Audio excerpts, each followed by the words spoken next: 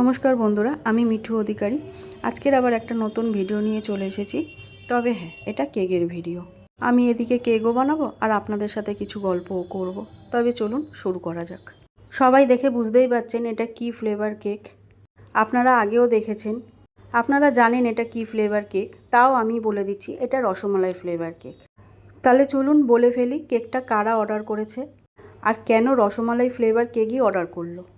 কেকটা অর্ডার করেছে আমার বরের বন্ধুবান্ধবরা। ওনাদের মধ্যে একজনের বার্থডে ছিল, তাই জন্য কেকটা অর্ডার করেছে। এবার বলি রসমালাই ফ্লেভার কেকই কেন অর্ডার করলো।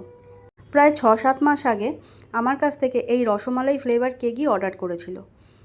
তাদের খুব পছন্দ হয়েছিল, এই জন্য তারা রসমালাই ফ্লেভার কেকই অর্ডার করলো।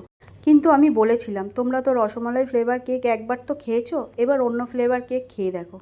কিন্তু ওনারা বলল যে না, এই রসমালাই ফ্লেভার কেকটা আমাদের মুখে লেগে রয়েছে, আমরা এই ফ্লেভার কেকই নেব। এবার বলুন, কাস্টমার যদি চায়, আমরা তো আর কিছু বলতে পারি না। তবে হ্যাঁ, বলেও গেল যে নেক্সট টাইম যখন নেব তখন এবার রসমালাই নেব না, তখন আবার অন্য ফ্লেভার কেক নেব, সব রকমই টেস্ট করে দেখব। তাহলে আমিও বললাম ঠিক আছে। 6-7 মাস আগে আমার কাছ থেকে কেক নিয়েছিল, তারা আবার আমার কাছেই এসেছে, ভালো লেগেছে বলেই এসেছে, তাই না বলুন? এই রকমই আমার কাছে অনেক কাস্টমার আছে, তারা অন্য কারোর কাছে যায় না, আমার কাছ থেকেই নেয়। আমারও খুব ভালো লাগে, আর আমি সবার কাছ থেকে যতটা পারি প্রাইস কম করে নেওয়ার চেষ্টা করি। কিছু তো লাভ আমাকেও রাখতে হয় বলুন। হ্যাঁ, হয়তো আপনাদেরও কিছু বাজেট থাকে, সেই হিসাব করে যদি আপনারাও বলেন যে আমার এই বাজেট, তাহলে সেই হিসাব করে আমরাও তাহলে আপনাদেরকে বলতে পারি।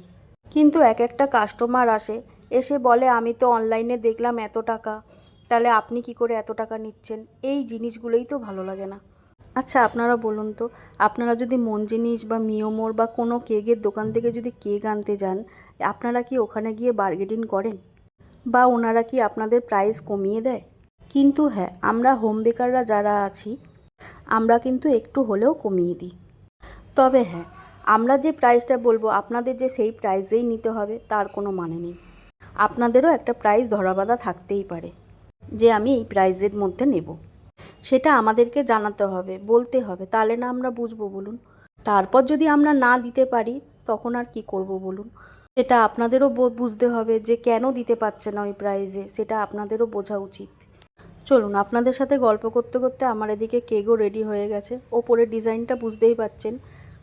কেকটা যারা নেবে তারা বলেছিল যে একদম সিম্পলের মধ্যে ডিজাইন করতে, তাই আমি যতটা পেরেছি সিম্পলের মধ্যেই ডিজাইন করছি।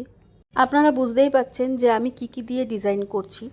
কেকটার মধ্যে আলমন্ড, পেস্তা, কাজু দিয়ে ডিজাইন করেছি, আর কিছুটা রসমালাই দিয়ে ডিজাইন করে দিয়েছি। বুঝতেই পাচ্ছেন আপনারা।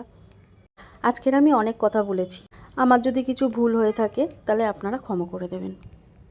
আর ভিডিওটি যদি ভালো লেগে থাকে আপনাদের, একটা লাইক আর সাবস্ক্রাইব করে দেবেন। আজকের জন্য টাটা।